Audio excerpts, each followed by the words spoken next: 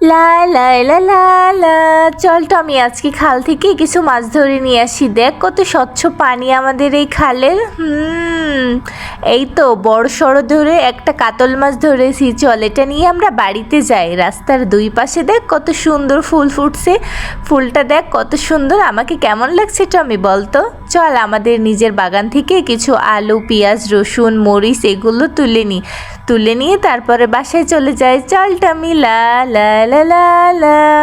এবার এই সব জিনিসপত্রগুলো সুন্দর করে ধুয়ে নিই। মাছ, টমেটো, পেঁয়াজ, মরিচ এগুলো সুন্দর করে ধুয়ে তারপরে আমরা রান্না করব আর সুন্দর করে কাটাকুটি করব। দেখ মরিচগুলো কত গাছে থাকতে থাকতে কত সুন্দর করে পেকে গেছে।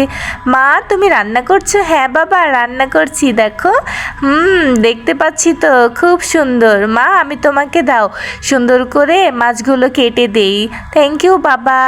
এবার তোমার ঝাল লাগবে হাতে, মরিচগুলোও আমি কেটে দিই। ধন্যবাদ বাবা তোমাকে আমার কাজে এইভাবে সাহায্য করার জন্য।